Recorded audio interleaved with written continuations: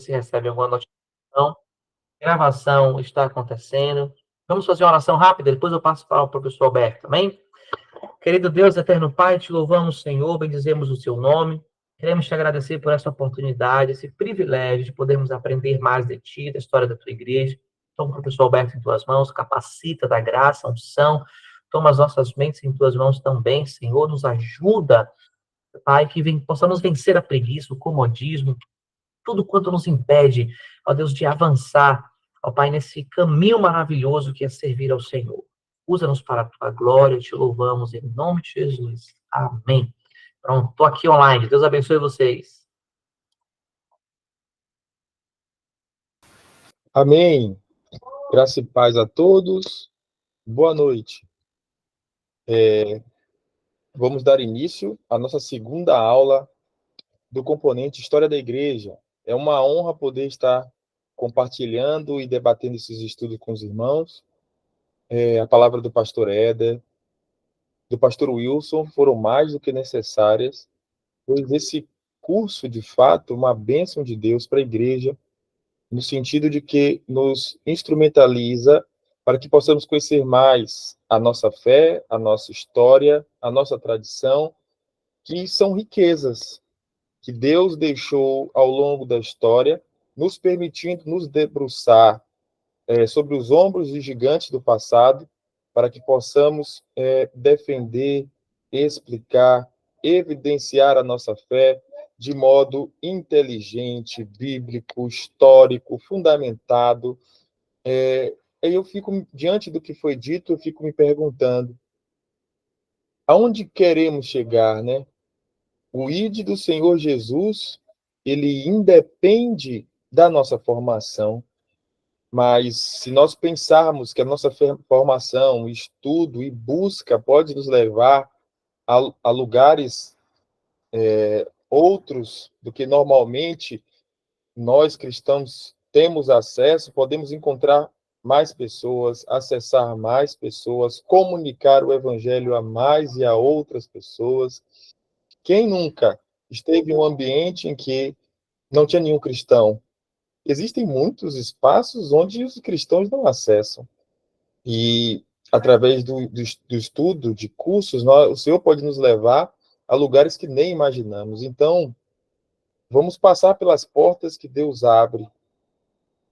Amém? Bom, eu vou compartilhar com os irmãos aqui o material da aula de hoje, do componente História da Igreja.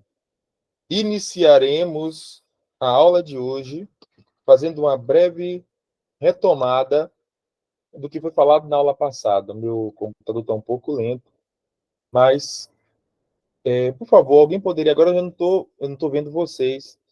Alguém poderia falar pelo áudio se estão vendo alguma coisa, compartilhar? E está carregando para mim ainda. Está aparecendo? Está aparecendo, professor. Professor, boa noite. A paz do Senhor Jesus está aparecendo, sim. A tela está dividida e acima está aparecendo o material e abaixo as fotos dos participantes, a imagem dos participantes. Ah, perfeito. Muito obrigado. Então, vamos lá fazer uma breve retomada e, como os irmãos sabem, podem interromper a minha fala a qualquer instante, seja para perguntar, para contribuir, para discordar. Eu já disse, não levo para o coração, não sou dono da verdade, mas a verdade nos tem. Vamos lá. Por que estudar a história da igreja? Nós falamos um pouquinho, né? Que é fundamental entender a história da igreja, porque as bases da nossa fé, da maneira que cremos, que nos organizamos enquanto igreja, está muito baseada, obviamente, na doutrina dos apóstolos, mas também em toda a história da igreja que se sucede desde então.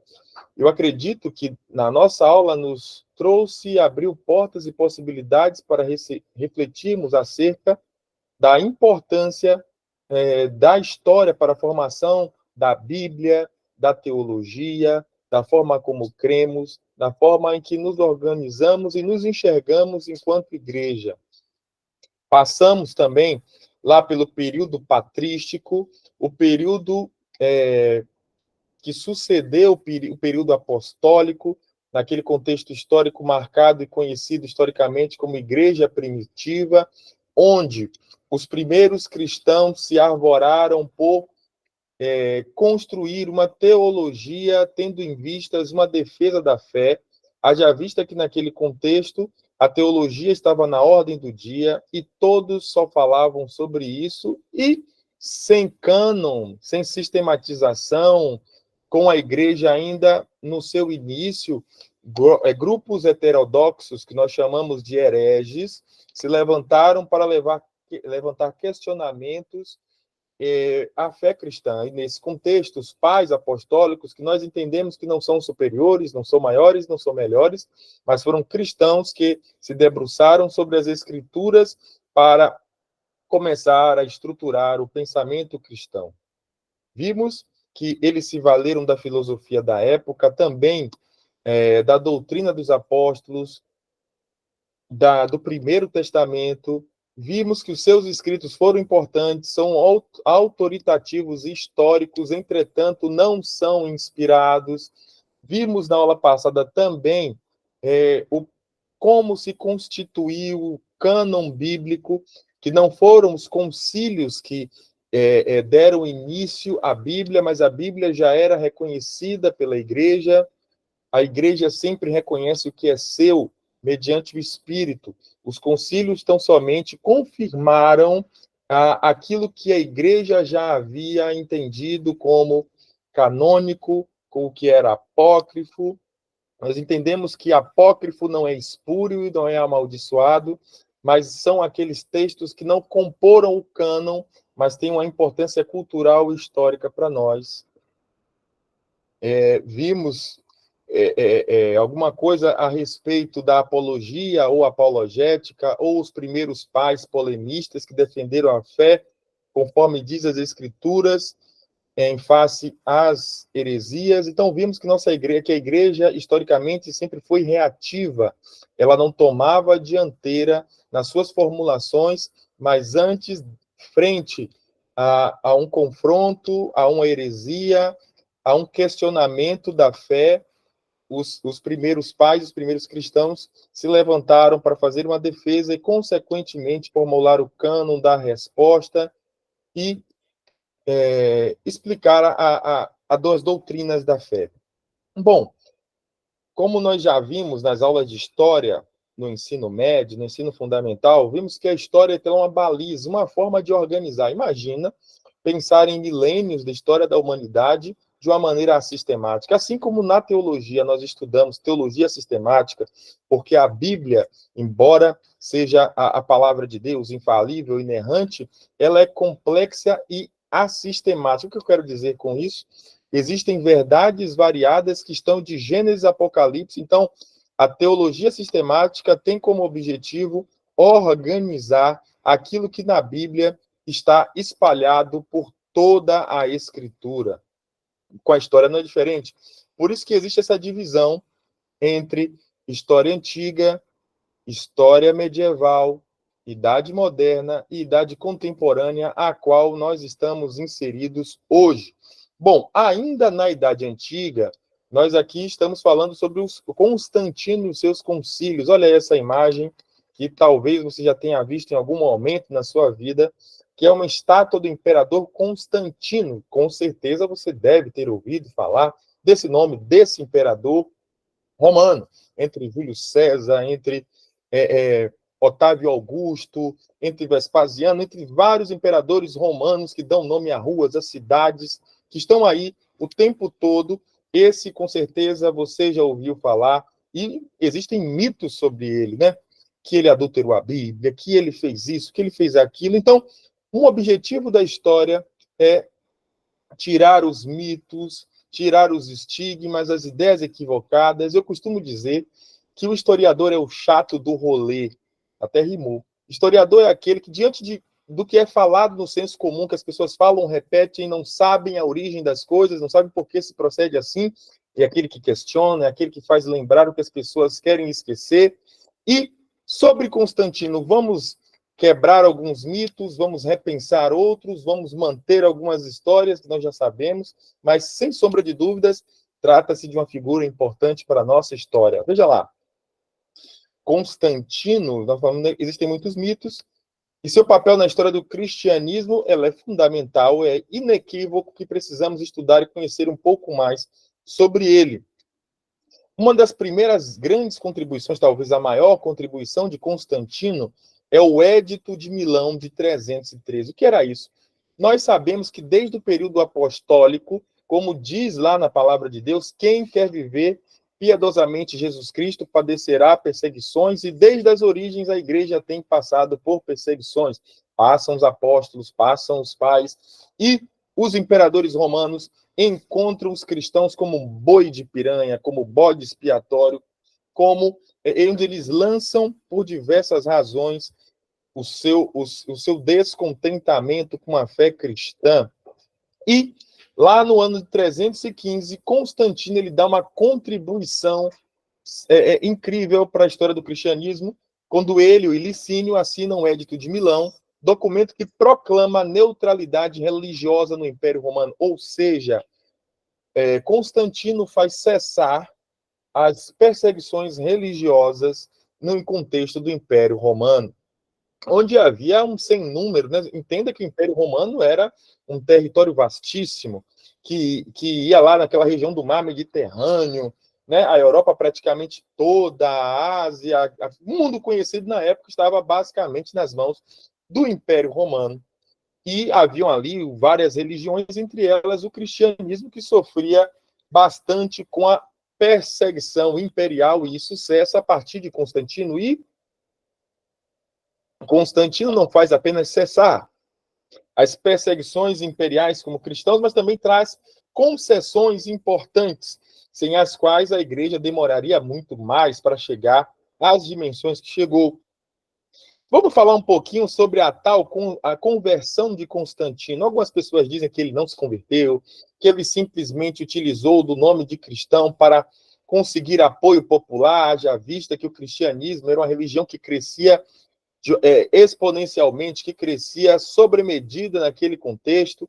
Então, para muitos, Constantino nunca foi cristão, mas foi, como muitos políticos de hoje, alguém oportunista, né? Mas a história, ela, diferentemente das ciências duras, das ciências exatas, ela traz possibilidades e interpretações sobre o mesmo fato. Vamos entender um pouco mais o que é que os historiadores falam. Opa, alguém quer falar alguma coisa? Alguém quer falar? Ô, professor, justamente esse Opa, ponto pode que falar. presbítero Júnior aqui da Sérvia, ovelha do pastor Wilson. Tá, um prazer. Justamente sobre esse ponto, né? Que algumas pessoas afirmam que Constantino, de fato, o interesse dele era inteiramente político, já que, como foi bem colocado pelo senhor, o cristianismo não estava crescendo muito, e seria uma forma dele também ser, como é que posso dizer, ter uma aprovação popular, né? Para que o seu império também se expandisse, né? Algumas pessoas se apoiam muito nessa afirmação de que Constantino, de fato, não era alguém que era cristão, mas alguém que estava se aproveitando da situação para aumentar sua popularidade. Já que era comum, né, os imperadores romanos fazerem isso para avançar os seus impérios, né? Eu achei muito interessante a colocação do senhor. Muito bom também, obrigado. E obrigado pela sua participação e contribuição, que foi muito bom e vai ajudar para a nossa compreensão e debate sobre esse tema. Bem colocado, Júnior, presbítero Júnior, uma coisa que eu noto ao ler a respeito disso é que os imperadores romanos, eles tiveram uma sacada muito importante, porque Roma antiga, no seu período monárquico, principalmente no seu período republicano, ele teve um problema, porque naquele contexto de expansão romana, haviam muitas disputas e guerras que traziam prejuízos econômicos e de pessoal mesmo para Roma. Então, os imperadores romanos, eles, no intuito de se perpetuar no poder, de ter um governo em paz, eles estabeleceram a Pax Romana e tentaram agregar, controlar e diminuir o máximo os conflitos.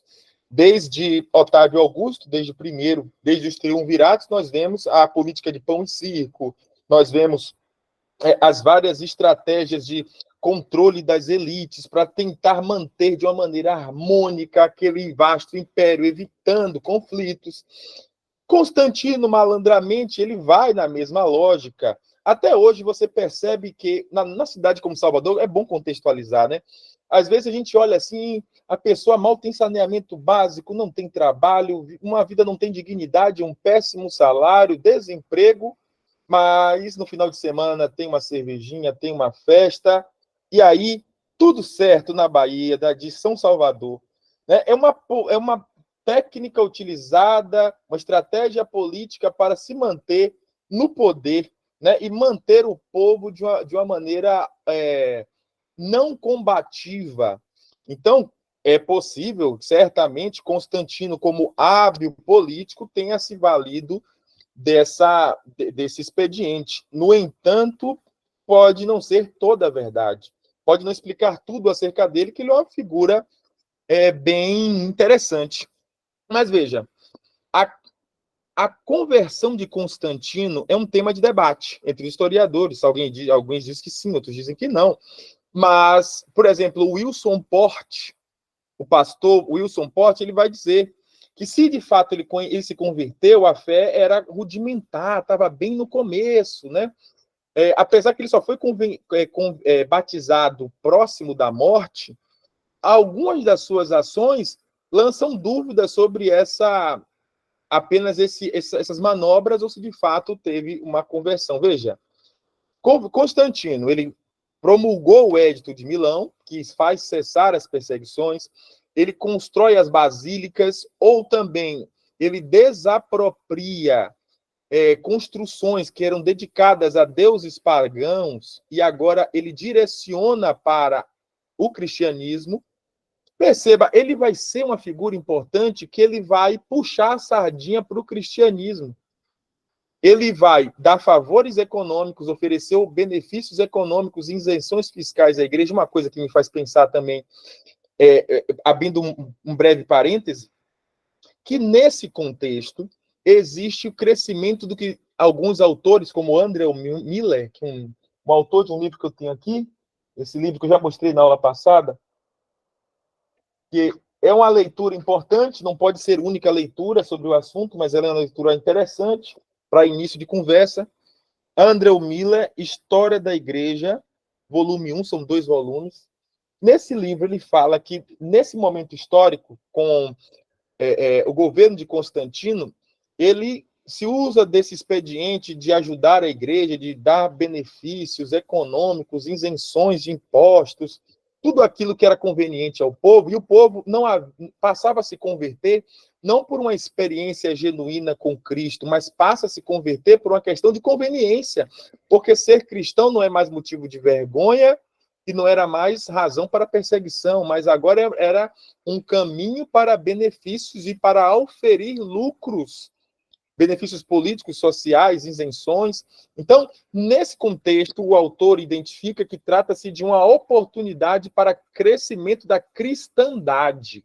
Aí vamos trazer um pouquinho para os dias de hoje, né? Há um tempo atrás, eu não tenho tanto tempo de cristão assim, mas há pouco tempo atrás era quase improvável você ouvir falar de cristão não praticante, evangélico não praticante. Hoje em dia, você vai perguntar à pessoa, qual é a sua religião? Ele vai dizer, sou evangélico, mas não vou na igreja, não leio a Bíblia e tal. Mas ele vai se dizer evangélico. Nessa visão de André Miller, essa galera, ela faz parte da cristandade. Se diz cristão, talvez por um benefício, por uma razão social, mas não trata-se de uma revelação, de um encontro genuíno com Cristo. Mas nesse contexto do Império Romano, haviam muitas pessoas que se convertiam por interesse. Então, não era só o Constantino que era um oportunista, mas muitas pessoas que se converteram nesse momento, surfaram na onda de Constantino.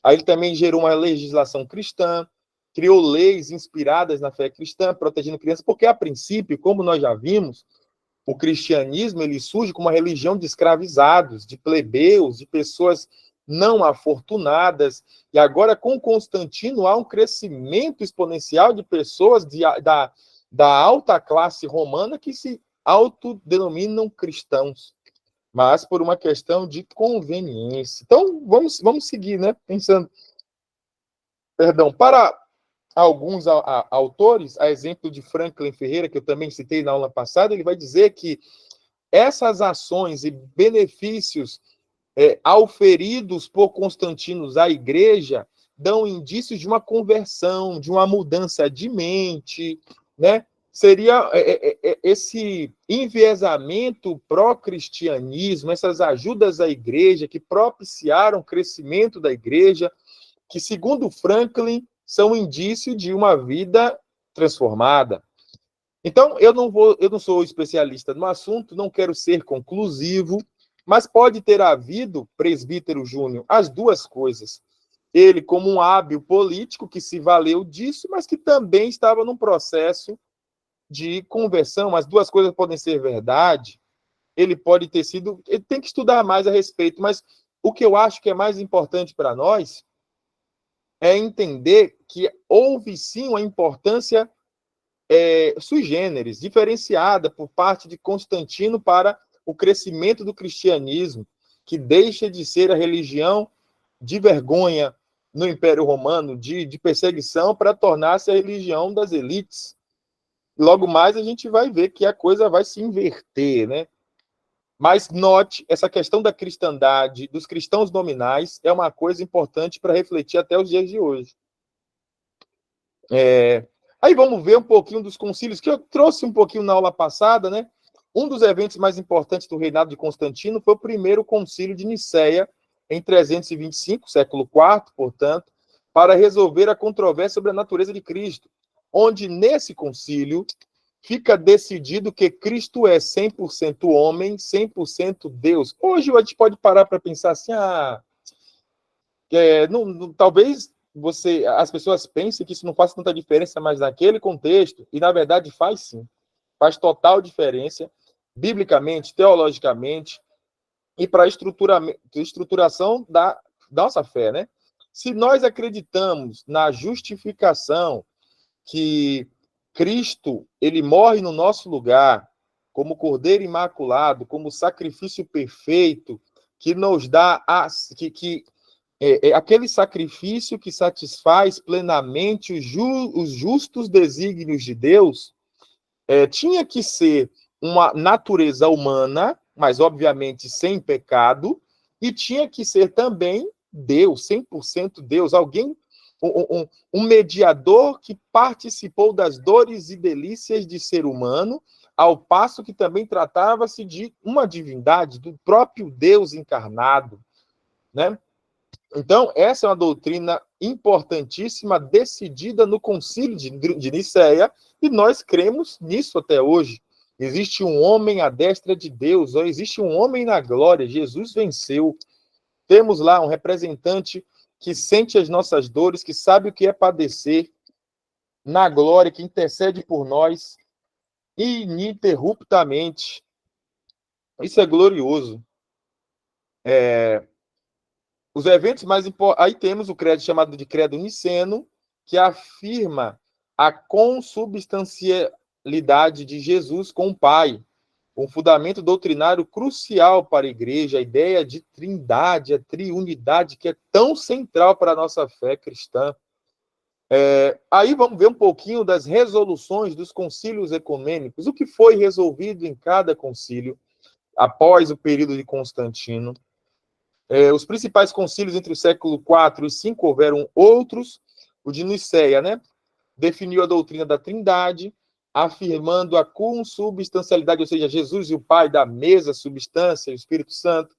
Concílio de Éfeso, que proclamou Maria como Theotokos, ou seja, mãe de Deus. Talvez à primeira vista, ao ouvir sobre isso no ano de 431, você pense, Maria, mãe de Deus, que negócio é esse? Mas essa resolução fala muito mais sobre a divindade de Cristo do que sobre sobre o papel de Maria como redentor ou algo do tipo. Mas esse concílio reafirma a divindade de Cristo. O concílio de Calcedônia, ainda agora no século V também, Estabeleceu a doutrina das duas naturezas, divina e humana, Deus 100% homem, 100% Deus. Concílio de Constantinopla reafirmou as decisões de Nicéia e condenou o arianismo. Para quem não lembra, arianismo foi uma, vamos chamar assim, de heresia, eu citei de uma maneira decrescente, né? Mas o Concílio de Constantinopla, que foi contra o arianismo, para quem não lembra, o Ário, ele é um grande nome dos unicistas de hoje, o pessoal do Testemunho de Jeová, os grupos que não creem na Trindade, porque Ário, que foi o bispo de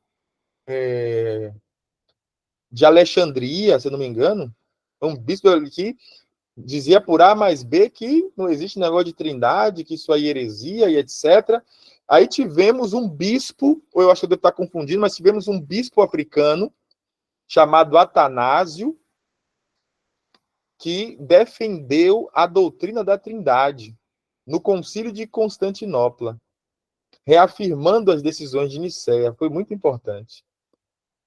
Aí, bom, falamos, né, da importância de Constantino, falamos um pouquinho dos concílios, houve outros, mas esses foram mais significativos. Agora vamos fazer uma transição histórica aqui, porque mais do que trazer fatos, considerando que nossas aulas são poucas, nós estamos discorrendo sobre a construção e formulação da teologia e pensamento cristão nas épocas. Então, eu trouxe aqui algo de significativo para nos ajudar na nossa reflexão e da importância sobre isso, né? Porque eu estava comentando no curso de teologia no sábado com os irmãos que tem gente que, infelizmente, por ignorância, todo mundo é ignorância sobre algum assunto, né? Vai dizer que não precisa de teologia, basta a Bíblia. Eu já tinha falado também que para que tivéssemos a Bíblia foi necessário teologia. A igreja sempre militante, a igreja na terra sempre foi teóloga, sempre debateu acerca, sempre defendeu a Bíblia, sempre para que tivéssemos a Bíblia na nossa mão, toda essa trajetória histórica. Então, negar a história está fadado a repetir os erros, como já disse na outra aula. Nós temos uma tradição bonita, rica e importante, e às vezes estou vendo podcast, estou assistindo aulas ou pregações, um erro de um pregador, um erro que está lá no Twitter, nos teólogos do Twitter, foi um erro cometido há séculos atrás. E, às vezes, respostas e resoluções para essas questões também já foram feitas há séculos, há anos atrás. E, ao conhecer as escrituras e a história, poderíamos superar com mais facilidade essas questões. Como disse Salomão, não existe, não tem nada novo debaixo do sol. Olha essa imagem que demonstra a coroação de Carlos Magno pelo Papa Leão III. Bom, vamos relembrar, né? Quando a gente fala de Idade Média, houve uma designação pejorativa, preconceituosa, reducionista acerca do período, formulada pelos pensadores do Renascimento, que chamavam a Idade Média de Idade das Trevas, porque tinha muita igreja, era muita presença da igreja, tinha peste, doença, crise, etc., guerras. Então, pegaram e formularam um estereótipo, um espantalho do período e bateram. Mas, hoje, com base na historiografia, nós sabemos que a Idade Média não foi nada a Idade das Trevas. Foram 1000 anos, obviamente, com protagonismo da igreja cristã, mas também com a presença do islamismo, em que a igreja católica cresceu, se fortaleceu, mas ela teve uma importância histórica muito grande. Foi um período de distanciamento das escrituras, por uma questão logística, por uma questão tecnológica, por uma questão técnica e também pelos próprios interesses escusos daqueles que lideravam a igreja na época. Veja, essa imagem, a coroação de Carlos Magno, um dos importantes reis, rei Franco, dos povos francos, né, que foi um dos principais povos germânicos, então chamados reinos germânicos, pós-queda do Império Romano, que mais cresceram. Pós-queda do Império Romano, invasão bárbara, nós tivemos alguns reinos, godos, visigodos, ostrogodos, burgúndios, vândalos, francos, e os francos foram que mais se destacaram naquela região que hoje é a França, na região que hoje é a França. E nós vemos aí a figura de um grande rei franco chamado Carlos Magno, e essa imagem ela é muito importante e emblemática, porque ela demonstra essa união, ou vamos dizer, essa parceria entre a igreja e o Estado. Porque nesses reinos francos, nesses reinos descentralizados, né, vikings brigando para lá e para cá, um fator que unificou esses reinos francos foi justamente a presença do cristianismo, que foi um fator. Enquanto estava todo mundo brigando e ninguém se entendia, o cristianismo foi uma cola super bonder que unificou esses reinos em disputa. Se vocês assistiram Vikings, se vocês assistiram Vikings em Valhalla, né, série da Netflix, super populares, vai mostrar isso, a presença do cristianismo, que extrapolava a questão da fé, mas era uma questão política, de interesses, né? Então a gente vai ver que na história da igreja, essa dinâmica humana era muito, de interesses era muito presente, e a igreja e o Estado, às vezes brigavam, às vezes em conflito, muitas vezes deram as mãos. Essa imagem aí ela é muito interessante por esses fatores. Mas vamos lá. Mas nem só de trevas viveu a Idade Média. Durante a Idade Média, a Igreja Católica desempenhou um papel crucial para a preservação dos textos bíblicos. Isso aí que os católicos falam é fato. Se temos a Bíblia, a Igreja teve um fator primordial. Por quê? A Igreja Católica preservou os textos. Naquele tempo não tinha imprensa. Naquele tempo, os livros eram caríssimos. A grande maioria da população era analfabeta. Então, os monges copistas, as pessoas da igreja que eram responsáveis por copiar à mão um trabalho hercúleo, que demoravam entre 3 a 17 anos de uma escrita de um texto bíblico que eram os nobres. Só que esse texto bíblico ele não estava distribuído ao povo. Hoje é fácil, né? Todo mundo tem na sua casa o Salmo 91 aberto, dificilmente a gente lê, as pessoas leem, mas tem em casa, todo mundo tem uma Bíblia. Mas naquele tempo, a Bíblia era um privilégio de poucas pessoas, e a Igreja Católica teve um papel importante na sua transmissão, na sua cópia, na sua preservação. Óbvio que Deus governa a história, domina sobre tudo e era o maior interessado por manter. Mas não podemos negar que, historicamente, a Igreja Católica teve esse papel de importância, mas não apenas a Bíblia. Se hoje nós sabemos sobre os filósofos gregos, sobre matemática, sobre os conhecimentos desenvolvidos, né, no período helenístico, dos gregos, dos romanos, a Igreja Católica teve esse papel, isso é inegável. Ok?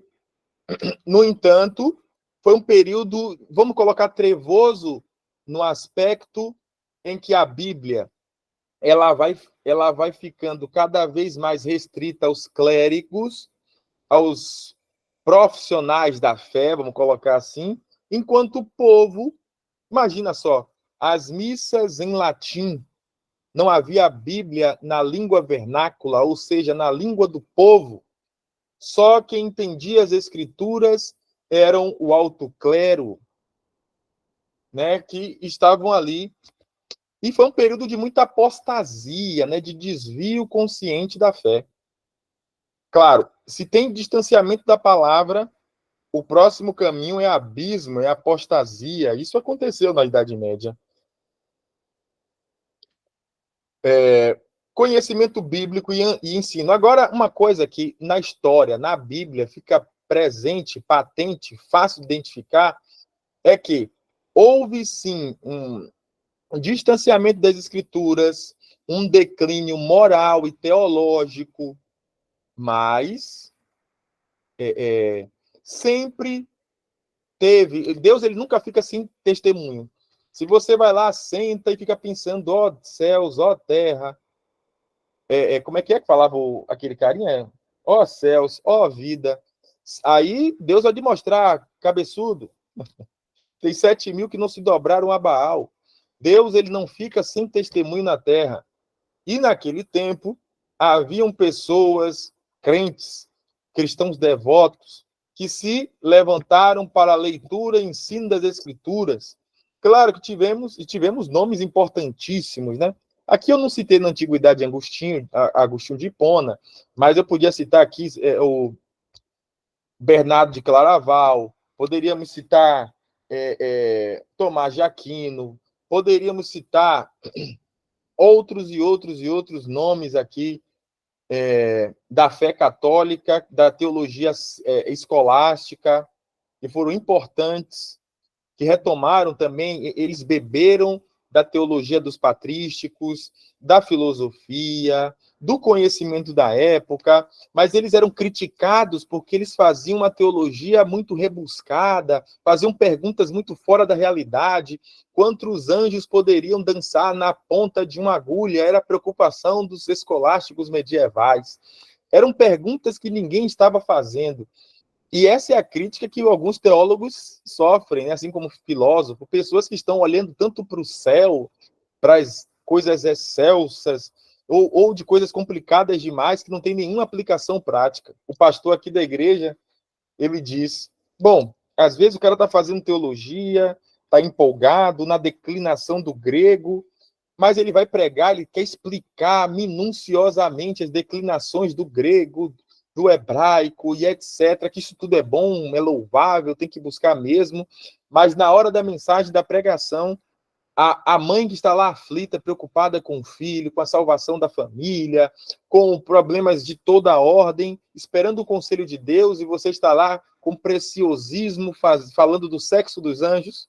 Era essa crítica à teologia patrística, que era pouco prática, muito elucubrativa e distanciada da realidade.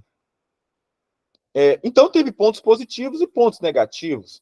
Foi uma teologia que, como no caso do Tomás de Aquino, as 5 vias para a existência de Deus, Duns Scotus, Bernardo de Claraval, muitos teólogos importantes, que é pessoal que produziu textos que são estudados até hoje, tanto por católicos quanto por protestantes, tiveram sim sua importância, não negamos isso, mas também não negamos os problemas doutrinários daquele período.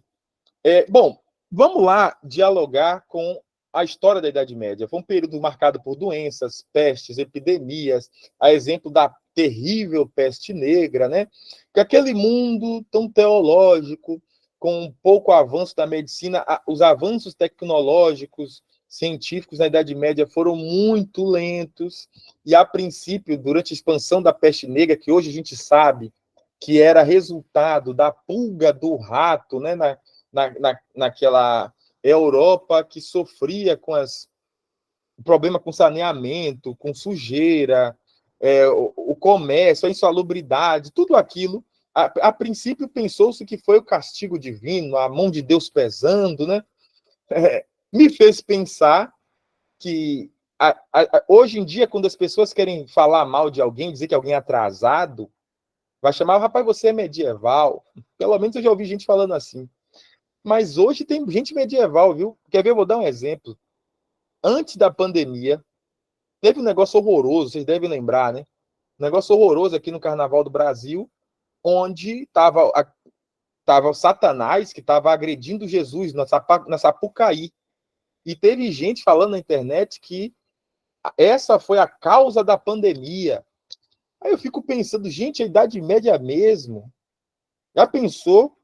Deus está, o Senhor Todo-Poderoso, Criador dos céus e da terra, ele levou uma pandemia de níveis mundiais, globais, porque teve uma encenação de Satanás, coisa horrível, de péssimo gosto, feio demais, mas Deus teria mandado uma pandemia na terra, ceifando crianças, idosos, e todo tipo de gente, vamos colocar assim, por conta de um capricho. Esse é um pensamento medieval. Esse é um pensamento medieval, da mesma forma que as pessoas atribuíram a ira de Deus à peste negra, 2020, 2019, as pessoas estavam atribuindo a Deus pesando a mão sobre a sociedade. A fragmentação política, enfraquecimento do poder centralizado, a divisão de terras, não vou me adentrar muito nisso aqui, mas vamos falar rapidamente sobre o impacto da Alta Idade Média. É certo que durante a Idade Média a Igreja se afasta das Escrituras, que resulta no enfraquecimento teológico e moral. Como eu disse na primeira aula, uma ortodoxia, um conhecimento correto das Escrituras, vai levar a uma ortopraxia, que seria o quê? Uma vida correta. Se você entende bem a Bíblia, você pratica melhor a Bíblia. Se você não entende, você... Então, esse distanciamento das Escrituras, esses problemas teológicos, a corrupção moral do clero e da igreja foi um resultado natural, vamos dizer assim. Então, a falta de acesso e contribuição dos textos bíblicos contribuiu para a decadência espiritual. Igual aquele livro de Juízes, quando a palavra é rara, os reis se afastam, o povo sofre, e Deus vem com juízo, né? Fato. Mas, em resposta a esse problema doutrinário, nós tivemos o surgimento do movimento monástico. Quando a gente fala de monasticismo, estamos falando do movimento dos monges. Diante de tanta corrupção, apostasia, alguns cristãos se afastaram dos centros urbanos, dos centros comerciais, e migraram para regiões distantes, até mesmo para desertos, para fugir da idolatria, da corrupção, do pecado. Mas, obviamente, que questão de pecado não tem a ver com lugar. Pecado tem a ver com a natureza humana.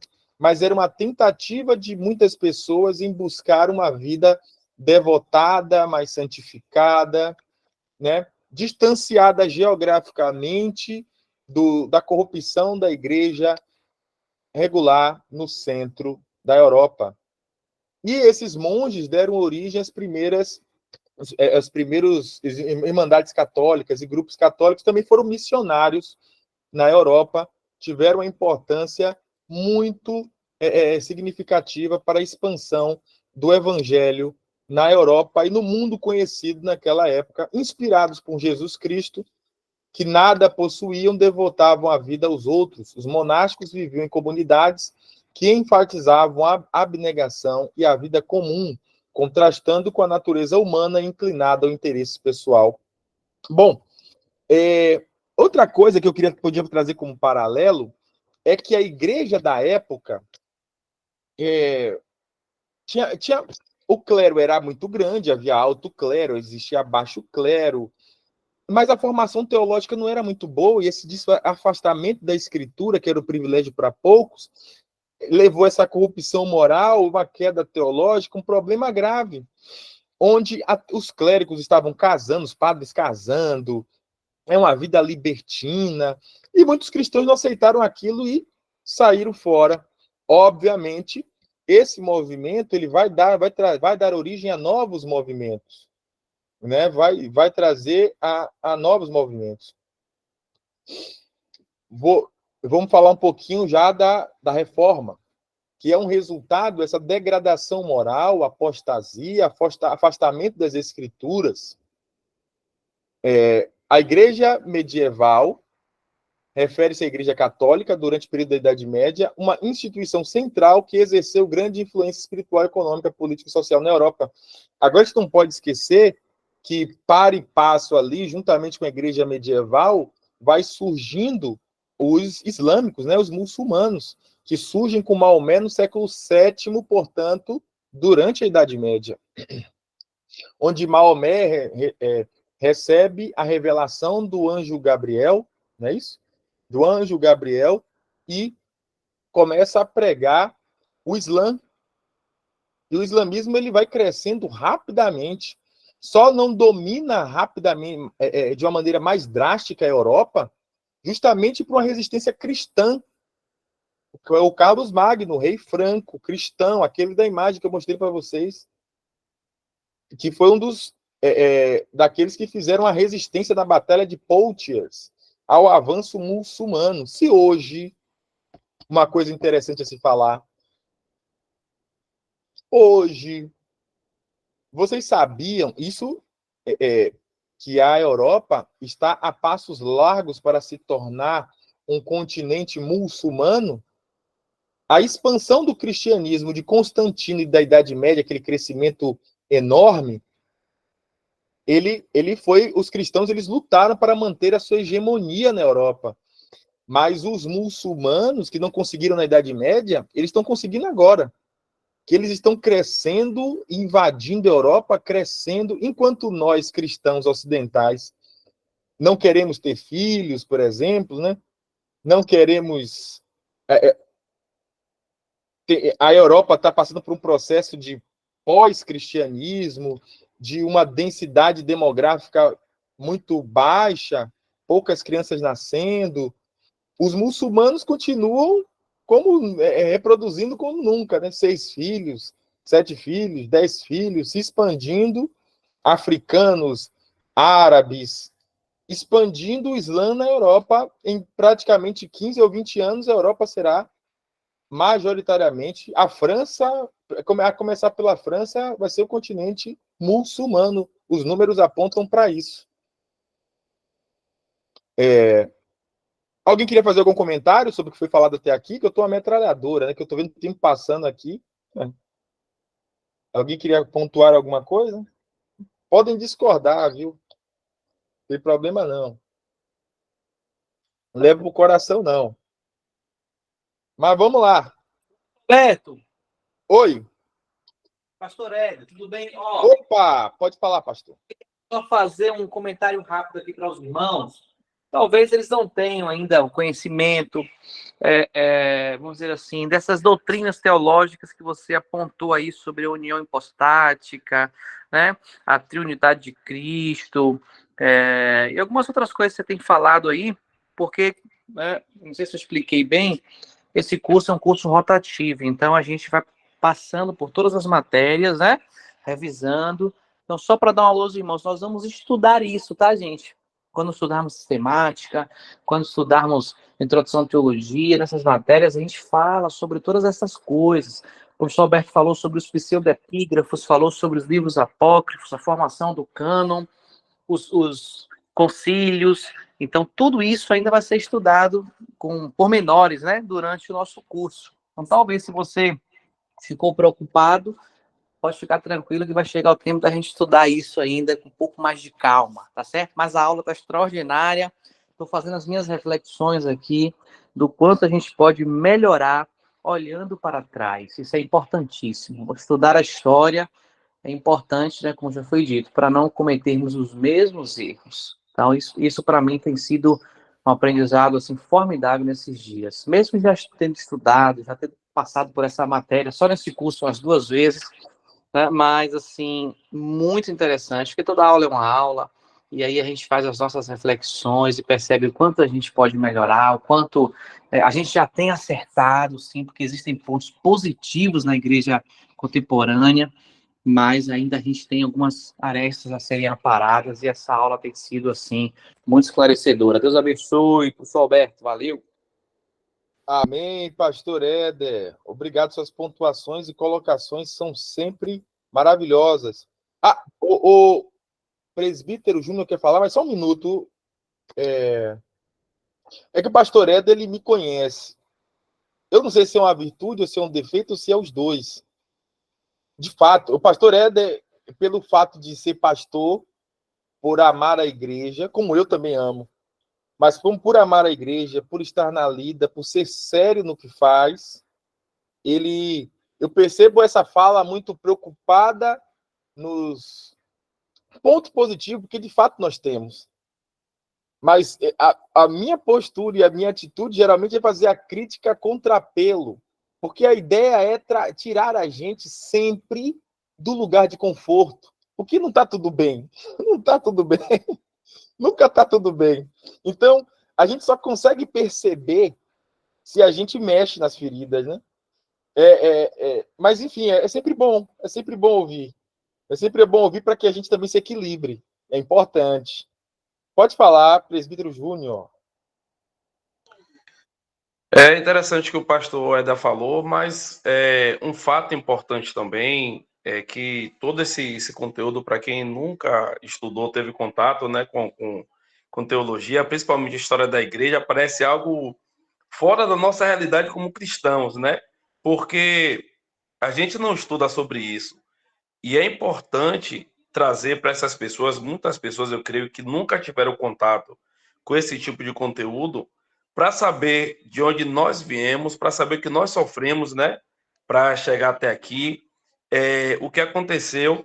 E o mais importante de tudo isso é como a história contribui não só para a formação da Bíblia, mas para. É claro que Deus é a verdade, mas como a história, os fatos, contribuem para que pessoas, né, pós todos esses períodos que o senhor falou, pudessem acreditar, dar crédito na Bíblia.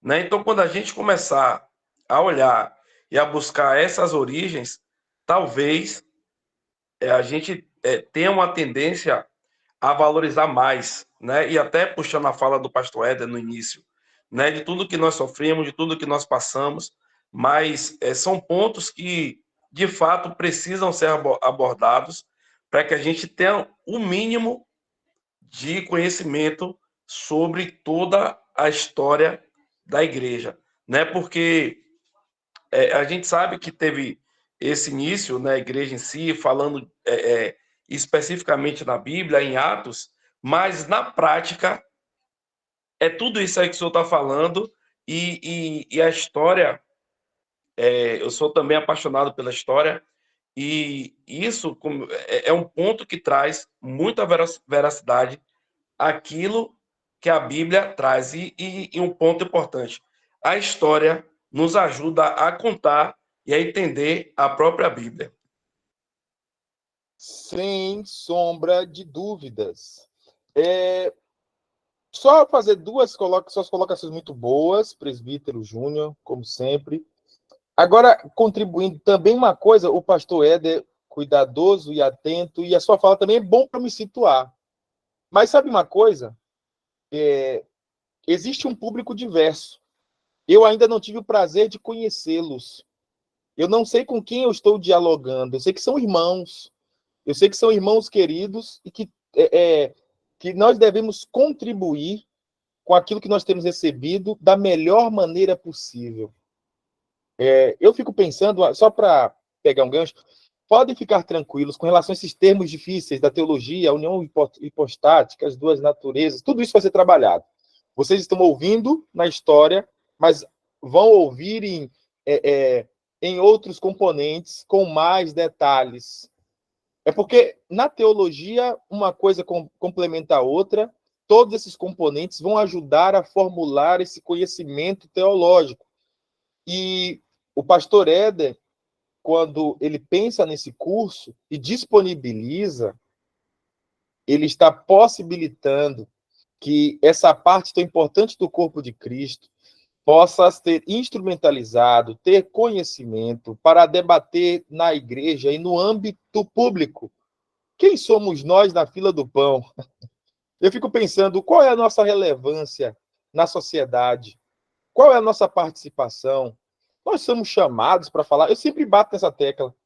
Onde estamos nós nas questões da sociedade, da cidade? Será que isso não importa? Nossa opinião? Nós só somos pessoas que dão impostos, né, que pagam impostos, que votam em políticos, que elegem pessoas, mas nós não temos voz, não temos participação, não temos agência. Às vezes, e por vezes negligenciamos o conhecimento tão importante para nos situar enquanto cidadãos cristãos na sociedade.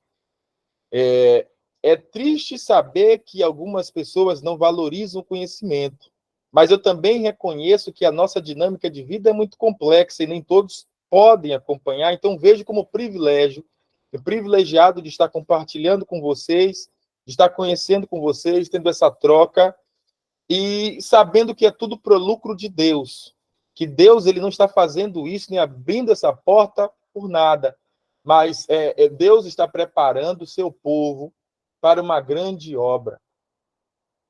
Amém. Receba, irmãos. Ninguém recebeu, não, foi? Amém, amém. Eu recebo sim. Ô, glória. Só, É só bênção. fazendo um comentário simples, mas achei interessantíssimo.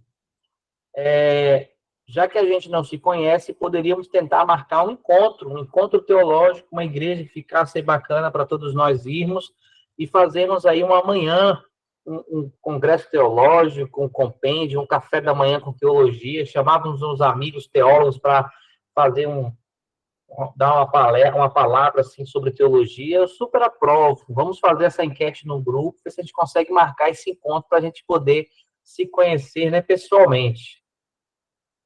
Amém. E Deus está movendo as águas, gerando oportunidades, situações de edificação, de aprendizado, de crescimento. Gente, é bênção, a gente nem sabe as portas que momentos como esse abrem. Creiam, creiam, que coisa boa vem por aí. Mas vamos lá. O que aconteceu com a igreja na Idade Média? A igreja católica era a única. Só uma coisa. Talvez você esteja aí do outro lado, sem entender muita coisa, mas persista. Eu sempre me lembro daquele filme Karate Kid. Coloca o casaco, tira o casaco. O menino não sabia. Por que ele tá tirando o casaco, colocando o casaco? Quem assistiu o filme tá ligado. Pegou a referência. Tira o casaco, coloca o casaco.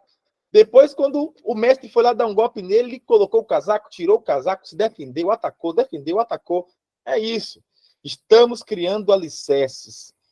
Né? Estamos criando alicerces para a nossa edificação, para que tenhamos um novo nível de percepção para as nossas análises, para a nossa pregação, para a nossa vida em sociedade e na igreja. É bênção. Creiam, recebam. Amém. Ô, gente, desculpa. Mas olha só, a igreja, ela cresceu, ela acumulou muito dinheiro, além da influência moral e social na igreja. Hoje, nós temos um ocidente judaico-cristão, muito por conta desse mundo medieval marcado pela presença da Igreja Católica. O que acontece hoje na sociedade? Nós, cristãos, muitos de nós se omitem, mas por que aprovam leis que são contrários aos nossos interesses? Porque existem pautas políticas contrárias aos nossos interesses? Porque algumas pautas das trevas avançam? Querem subverter, modificar essas estruturas e bases da sociedade que foram instituídos por essa igreja cristã, com problemas e com virtudes, como o pastor Éder colocou. Então, nós começamos. O que está posto fomos nós. É a nossa tradição, é a nossa história, é a nossa crença. Isso também é ancestralidade. Tem pessoas aí de outras religiões que eles têm um orgulho do seu passado e a gente desconhece. Muitos de nós desconhecemos. Ao conhecer, deveríamos ter orgulho dessa civilização e sociedade que tem problemas, mas que funciona, que tem uma tradição. Estão querendo mudá-la. Vamos ficar com braços cruzados e deixar mudar essa sociedade? Se mudar, que mude para melhor, para aquilo que for bom, mas não subvertê-lo e nos tirar do negócio. Entende? Então vamos lá. Entenda o negócio, por favor, entenda como base da sociedade, como sociedade.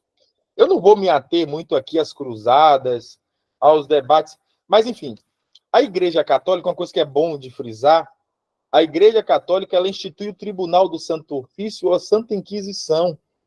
Vocês já ouviram aquela expressão, ou vai por amor, ou vai pela dor? A Igreja Católica, ela estava mapeando a sociedade e também ela estava querendo controlar os hereges.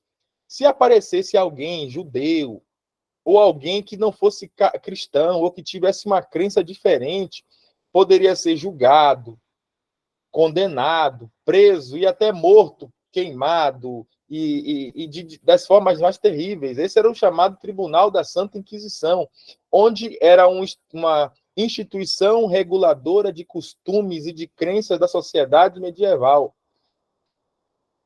A sociedade querendo, a Igreja Católica da Idade Média querendo regular os costumes na marra, com punições severas.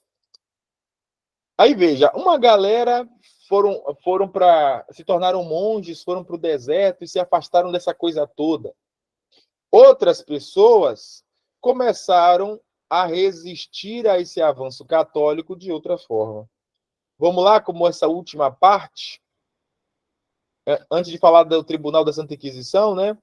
Ele foi instituído pela Igreja para combater heresias, deixou um legado controverso.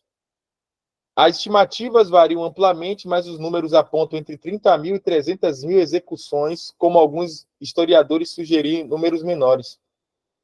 Mulheres, que eram chamadas de bruxas, foram queimadas, enfim, foi um negócio complicado. Desculpa.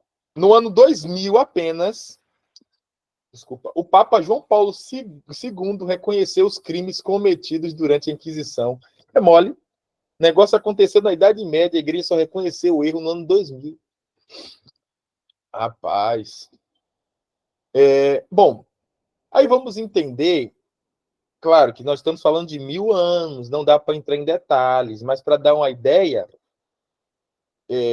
como eu disse, algumas pessoas foram para o deserto, se tornaram monges, se afastaram como Deus dessa apostasia dessa igreja que surgiu na Europa, mas, por outro lado, nós também tínhamos o surgimento de um novo movimento, com que nós ficaríamos conhecendo como Reforma Protestante, mas que começou com os proto- ou pré-reformadores. Vai culminar lá nas 95 teses de Martinho Lutero, mas, a princípio, tiveram pessoas... Mas vamos lá. A história, ela é... Como é que eu posso dizer? Ela é... As coisas se relacionam, né? Na Idade Moderna, nos idos do ano de 1500, quando o Brasil estava entre muitas aspas sendo descobertos, na Europa havia a ideia de renascimento, a ideia de antropocentrismo. O homem passa a questionar. As pessoas começaram teve a criação da prensa de Gutenberg, que era a imprensa, um instrumento que possibilitava a difusão, a criação, a impressão de livros de uma maneira rápida, possibilitando que mais pessoas tivessem acesso ao conhecimento. Quer dizer, acho que alguém falou aí. Alguém está falando, deixa eu ver. Alguém quer falar alguma coisa? Eu ouvi um barulhinho? Não? Então eu vou continuar. Então, surgem os primeiros proto-reformadores, que foram pessoas daquele período de renascimento, de muita crítica, né? O aumento do senso crítico. As pessoas olhavam para aquela igreja católica que estava ficando rica, que estava desviada das escrituras, que os padres estavam um desvio moral, estavam apostatados. Então, as pessoas começaram a ver aquilo, ter acesso às escrituras, ter acesso ao conhecimento e a criticar, mas só que não tiveram a força de romper ou de mexer com as estruturas da poderosa Igreja Católica. Tem até filme, né? Tem vídeo, mas tem filme sobre Wycliffe, John Hus, Jerônimo Savonarola.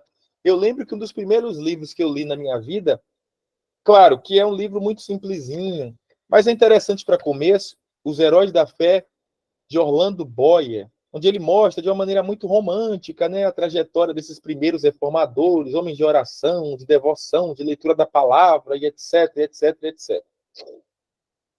Mas a Igreja Católica ela vai começar a perder força com o surgimento desses homens que começam a questionar essa força e hegemonia não baseada nas escrituras, mas baseada, né, nos interesses deles, interesses escusos e etc. Esses movimentos desses proto-reformadores começaram a criticar, questionar, escrever, falar, ensinar a respeito dessas coisas, vão culminar em 1517, quando então monge agostiniano, doutor em teologia, Martinho Lutero, ele lê os seguintes textos da Bíblia para a gente encerrar com chave de ouro em muitas crises, né? Ele lia a Bíblia. Ele era um monge que era perturbado com a ideia do pecado, do inferno, vivia se flagelando, vivia pagando penitência, sofrendo, angustiado, atribulado, sempre se imaginando no inferno por conta dos seus pecados, questionando a sua conversão. Mas um erudito, um estudioso, ele chega, conhecia os originais das Escrituras, ele chega ao livro de Romanos, capítulo 1, verso 16 e 17, que diz o seguinte: porque não me envergonho do evangelho de Cristo, pois é o poder de Deus para a salvação de todo aquele que crê, primeiro do judeu e também do grego, porque nele se descobre a justiça de Deus de fé em fé, como está escrito, mas o justo viverá pela fé. Ali caem as escamas dos olhos de Lutero, que pensava que naquela época da Idade Média, uma coisa que eu não falei, é porque a igreja medieval vendia a bênção de Deus por dinheiro, a bênção, a salvação, que nós chamamos de simonia, que é uma referência ao pecado de Simão o Mágico. Não foi ele lá no livro de Atos que quis comprar o dom de Deus por dinheiro? A ideia de simonia vem de Simão, que a ideia de compra, de troca do que é espiritual. Né? Parece algumas denominações de hoje, de neopentecostais, que a galera está vendendo semente dos deuses na pandemia. Enfim, eu não aguento ficar quieto, eu não fico quieto. Isso não vai ficar salvo, não, né? Enfim. Mas aí Lutero ele lê esse negócio, lê essa passagem e diz assim: rapaz, a salvação não é pagando nada, não. A salvação é de graça. Olha só, porque o evangelho é o poder de Deus para a salvação, e o justo, porque se descobre que a justiça de Deus de fé em fé, está escrito justo pela fé, não é pelo dinheiro, não é pela simonia, não é pela indulgência, não são pelas relíquias, mas é pela fé tão somente. E a partir daí, Lutero ele tem os olhos abertos, e a partir dali ele inicia, coloca as 95 teses na capela de Wittenberg. Era mais ou menos como se ele tivesse escrito um textão no Instagram, e chegasse na rede social e falasse os erros doutrinários da igreja e etc. Mas, a princípio, Martinho Lutero ele não queria romper com a igreja católica, ele queria reformar, igual a pessoa que reforma uma casa, ele não quer derrubar, destruir ou sair da casa, ele quer reformar, melhorar, adequar. Era isso que Lutero queria. Ele não queria sair da igreja católica, mas ele acaba sendo expelido da igreja, que não suporta as suas críticas. Ele é advertido uma vez, duas vezes, não submete, não volta atrás, mantém-se firme a visão que ele teve. Parece aquela história, aquele texto bíblico, né, que Paulo se manteve fiel, ele não se manteve fiel à visão celestial, uma visão arrebatadora sobre a justificação, que deu origem aos os primeiros ensinos da reforma, né? Sola fide, solos Christus, sola escritura, né? Só Deus, só a fé, só a escritura. Pois é. Então, a partir de então, Martinho Lutero, ele começa a questionar, criticar, ensinar a respeito da Bíblia, da justificação, da salvação pela fé, que isso gera um rebuliço. E a reforma protestante ela expande-se mundo afora como se fosse um grande pavio de pólvora queimando, né, que vai por toda a Europa, Alemanha, Holanda, Inglaterra, Noruega. Na casa não era a Alemanha, né, e nem a Holanda, eram Países Baixos, Inglaterra, Noruega, Suécia, Suíça, e nem te vê nomes como Calvino, nomes importantes da teologia, o John Knox, o Theodor Beza, tantos outros caras importantes aí da reforma na Europa. Opa, alguém quer falar? Pode falar. E assim, professor, o que chama a atenção nessa atitude de Martin Lutero é que ele poderia ficar com essa, depois que ele descobre tudo isso, ele poderia ficar para ele. E assim, além dele não ficar para ele coloca na porta da catedral isso para que todo mundo possa ver. Ele sabia das sanções, ele sabia das dificuldades, da perseguição que ele sofreria, mas a leitura que ele fez foi algo tão verdadeiro, tão poderoso na vida dele, que impulsionou ele, mesmo ele conhecendo todo o regime da Igreja Católica, todo o poder que a Igreja Católica tinha, mas ele quis expor essa situação, né? Por um estado de indignação, por também haver acepção de pessoas. Então ele vê nessa nesse ato dele das teses a possibilidade de pessoas serem libertas de fato de todo o poder e domínio da Igreja Católica.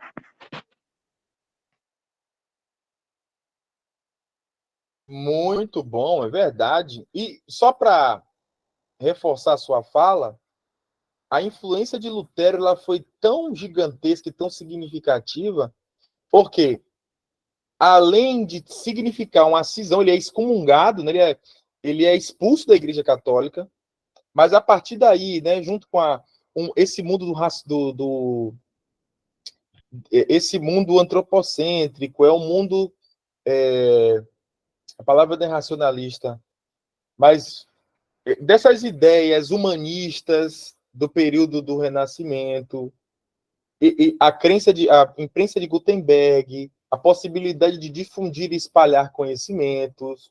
Ele traduz a Bíblia do latim para o alemão, a Vulgata. Ele vai começar uma gramática em alemão, a Bíblia na língua vernácula, possibilitando, vai ser criada a escola pública, porque as pessoas precisavam saber ler e escrever para ter acesso aos livros, ler a Bíblia. Isso é fantástico. Foi um movimento social, político, religioso, espiritual, fantástico, que transforma a sociedade, né? Sobre vários aspectos, mas nosso interesse aqui é teológico. Foi uma cisão, porque como é que aquele texto bíblico, vinho novo em odres velhos, não suporta. A Igreja Católica medieval não suportou a potência da revelação, da visão celestial que Deus deu a Lutero. E esse texto que Lutero leu é o mesmo texto que Paulo utiliza, que é tão poderoso. Eu sei que o tempo já se extinguiu, mas imagina, Paulo, todo mundo está careca de saber, inclusive nós, né, presbítero Júnior?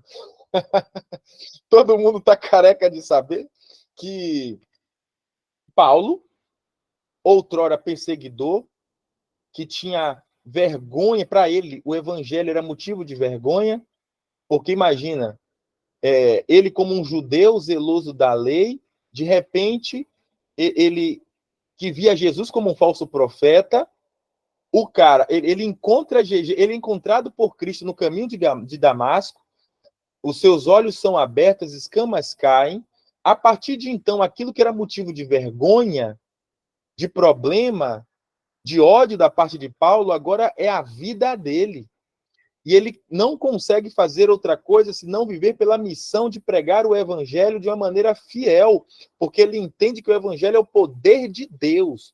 O poder de Deus não é carro novo, não é casa nova, embora Deus é galardoador daqueles que o buscam, mas a finalidade última é a salvação da alma, que é um grande milagre, que é através do poder da palavra. Então, a partir de então, Lutero, de posse desse conhecimento, com essa revelação espiritual, ele viveu em prol dessa verdade. Então, nós precisamos crer que Deus ele continua movendo as pessoas com esse mesmo ímpeto santo, mediante o Santo Espírito, para pregar o Evangelho com graça e com conhecimento para a salvação das almas. Porque que milagre maior da pessoa sair de estar escutando a Rocha, Pablo, no show da Ludmilla para estar na igreja louvando a Deus. Isso é poder de Deus. Em Salvador, a pessoa está em Cristo, é poder de Deus, gente. Deus é bom. Deus é bom. Gente, brincadeiras à parte. Eu sei que às vezes eu extrapolo, depois eu me arrependo do que eu falo, né? Mas, amém. Irmãos, nós temos mais um encontro, não é isso, pastor Éder? Nós temos mais um encontro ou não? Sim, Lúcio, sim, temos mais um. Pronto, então, temos mais um encontro. Então, se Deus permitir, na próxima segunda, daremos continuidade da Reforma Protestante até a contemporaneidade, pentecostalismo, neopentecostalismo, se Deus quiser. Certo? Mas me desculpem os meus excessos, brincadeiras, mas para mim é um grande prazer estar com vocês, estar compartilhando, trocando ideias, debatendo sobre esses textos que são importantes para nos arraigar na nossa história, que possamos contribuir para com o corpo de Cristo, com a sociedade, de uma maneira mais profunda, né? E mais embasada, que Deus use esses saberes para lucro dele, para a glória dele, que nos ajude, né, a ministrar a palavra e nos mover na sociedade com graça e de uma maneira agradável, aprovada e cidadã. Obrigado, irmãos. Um forte abraço. Alguém quer falar? Ô, pastor Wilson, com a palavra. Glória a Deus. Nada que desculpar, não, professor. O senhor é um mestre e da mesma forma que o senhor pode falar algo que a gente pode aqui não concordar, o senhor pode falar também, mas a gente está aqui, é todo mundo maduro e todo mundo entende e tá tudo dentro da ordem, em nome de Jesus. Mas eu quero ressaltar a importância da gente estudar a história, até porque a gente começa a tirar os demônios que foram colocados entre nós e a própria igreja, porque hoje a gente fala igreja católica, mas naquele tempo era a igreja. A igreja é essa estrutura que tem aí, né? E foram colocados muitos demônios entre nós, né? E hoje tem católico que tem ódio de crente e crente que tem ódio de católico, quando na verdade todo mundo faz parte da mesma igreja. Nós estamos fazendo um seminário aqui na igreja, seminário não é teológico, mas é profético, que a gente usou como tema Somos a mesma igreja de Atos, a mesma igreja que viveu tudo que viveu e que está vivendo tudo que está vivendo. A mesma igreja que crê em Jesus, que crê no sacrifício e tudo. Então a gente precisa também ter esse entendimento do passado, o que, né, como o presbítero Júnior colocou, o que nos fez chegar até aqui. Quando se fala de monge, você diz assim, pô, monge é coisa de católico, aquela coisa toda, mas aí o senhor trouxe um dado muito interessante. Os monges que começaram um movimento da reforma. Na verdade, isso começa lá com os monges. Depois vem com outro monge, né, que se tornou padre, né, que se tornou, né, era um teólogo, que foi Martim Lutero, que estourou tudo. Mas isso a gente precisa conhecer e, para mim, tem sido muito enriquecedor. Né? A gente tem um conhecimento sobre a história, né, mas sempre vem e acrescenta, e eu louvo a Deus pela sua vida, professor. Grande bênção, em nome de Jesus. Fico felicíssimo com as suas palavras, pastor Wilson. Sempre um prazer, um deleite ouvi-lo. Agora eu tenho aqui o presbítero Júnior e o irmão Cláudio. Por favor. Com a palavra. Deixa o irmão Cláudio falar primeiro, aí depois eu falo, eu já falei. Amém. Na verdade, eu quero reforçar, o pastor Wilson acabou de falar também, em particular, está muito... Desculpa, irmão Cláudio, desculpa, é que está tendo um retorno. Pastor Wilson, por gentileza, você poderia desligar o áudio, porque está... Pronto. Obrigado. Eu digo, falando de mim, né, a importância de você conhecer a história da igreja, de você ter base, de você ter o conhecimento, né, desde a antiguidade, né, era interessante para os poderosos que a população continuasse ignorante, né, porque é muito fácil de manipular. E eu queria só ressaltar o filme Em Nome da Rosa, né, que fala um pouco sobre isso, a questão deles não permitir, né, o conhecimento, né, que eles envenenavam as páginas para que eles não lessem, né, não entendessem E era um suspense porque muitos morriam e ninguém sabia o porquê, né? Então, quem nunca assistiu, é interessante esse filme, Em Nome da Rosa, que fala muito sobre essa questão. Então, para mim, é muito enriquecedor mesmo, né? Eu acho que todo cristão precisa ter essa noção, precisa ter esse anseio, esse desejo de conhecer a história, né? De conhecer de onde nós viemos, né? A base da igreja, né? O pastor Luiz foi feliz aí em falar sobre a questão da igreja católica, né? Da igreja, né? Só que, assim, pela ignorância, né? Há muito tempo, pela ignorância, a gente sempre se degladiava, né, por essa questão. Mas então está sendo lindo demais. Louvo a Deus pelo pastor Éder, pelo professor Alberto, por essa oportunidade que Deus me concedeu de estar aprendendo.